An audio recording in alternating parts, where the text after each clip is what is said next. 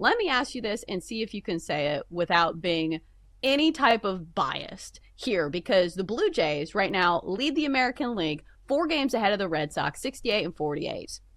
What's the sabotage factor for the Blue Jays, though? Like, sometimes we see this with teams in the regular season where they have this great regular season, but being a good regular season team is very different than being a team that can win a World Series. Do you see a sabotage factor for your hometown Blue Jays?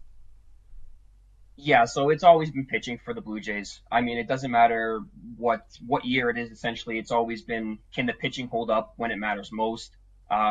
This year they've got, a couple of good guys that are pitching well. Kevin Gausman's been roughed up, a little bit over his last, I would say, handful of starts.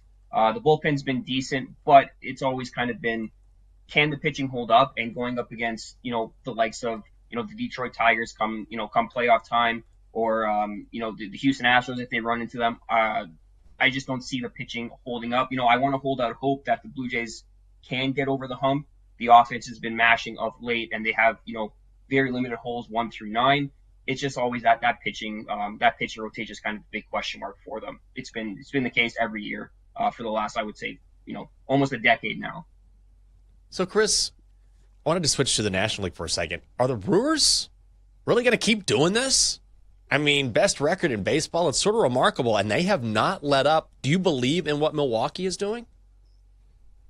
Honestly, Jenks, nobody saw this coming, but I do believe they are equipped for a deep playoff run.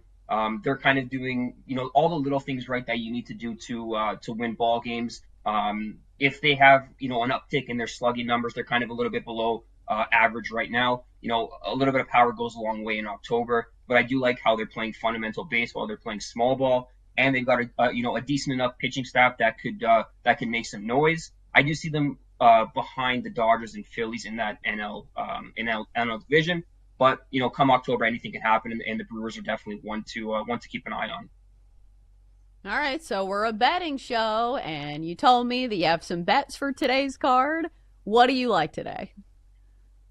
Yeah, so if the New York Yankees don't turn it around, Aaron Boone's going to have a lot of time to kind of go in cyberspace and look for some job openings. So we're definitely fading the New York Yankees. Yeah, exactly. We're definitely fading the New York Yankees once again today. I just don't understand the price. It's minus 115 for the Astros. If you look at the Yankees, they're kind of the opposite of the Milwaukee Brewers.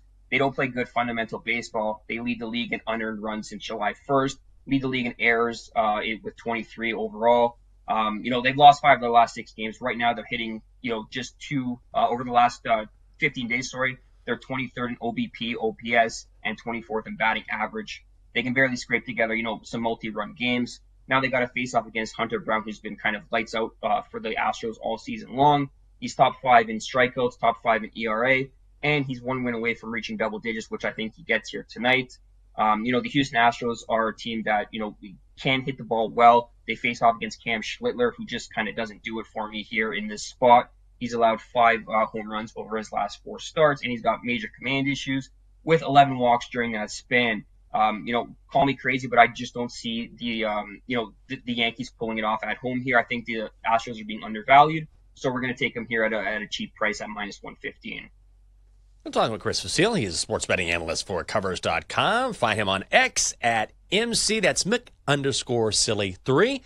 Okay, so Chris, by the way, am I getting your last name correct? Am I pronouncing it correctly? Yes. Yep. Okay. All good. Yes. Okay, God. I saw McSilly. I was like, wait a second. Is it Vasily? Is it Vasily? Okay. Whew, I had sweating there for a second. So I wanted to ask you about the Padres. I mean, here they are just a couple games back of the Dodgers in the West. Can they catch LA realistically? It feels like that they can.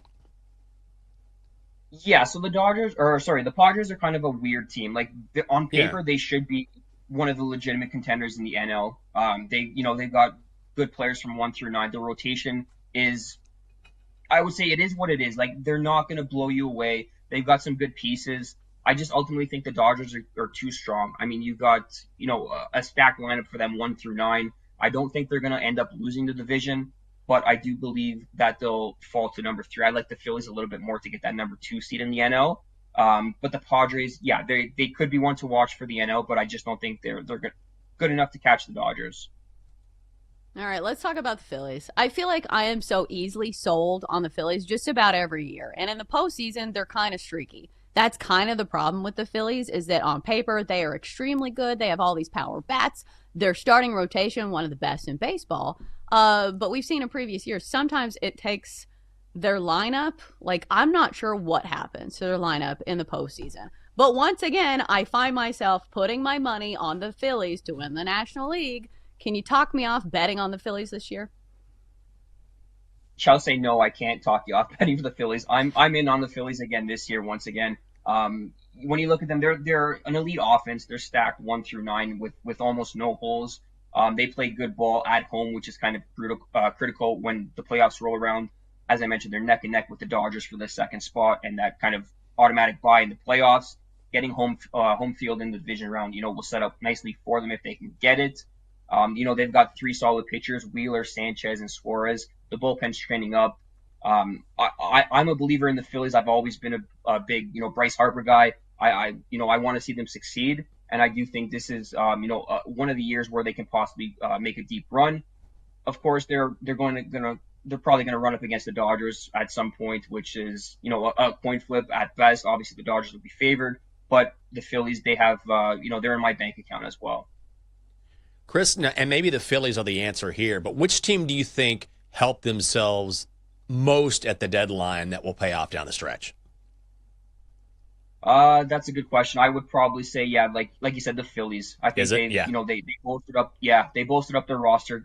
I think enough to make that deep October run. And you look at the Yankees. They traded. They wanted relief pitching help.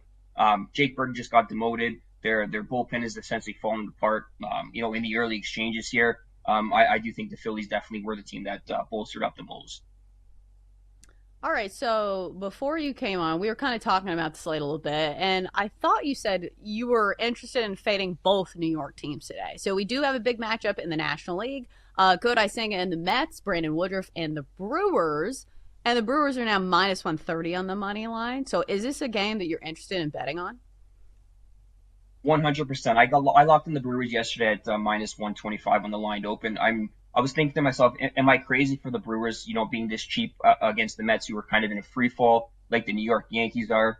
When you look at the Mets rotation, they're sending Kodai Senga to the bump today. His overall numbers look solid, but when you break it down for the last 3 starts, he's been roughed up. He's given up 13 hits, 11 runs, 4 home runs, and just 12 innings of work. As I mentioned, the Brewers are playing some good fundamental baseball. They're doing it with small ball. If their slugging numbers can get an uptick here, against Senga and his home run issues, I don't think the Mets have they're sitting on an offensive outburst that'll help them get keep this game close. If you look at Brandon Woodruff, he's been solid since early July. He's not allowed more than 2 runs in any of those starts. And as I mentioned, the Mets, they just can't hit right now. They were almost no hit against Gavin Williams on Wednesday. 3 runs over the last 2 games, not going to cut it. I know the price seems a little bit fishy, taking, a team on a 6-game winning streak at minus 125 over a team that's on a 4-game losing streak. But I'm in on the Brewers here tonight on the money line over the Mets.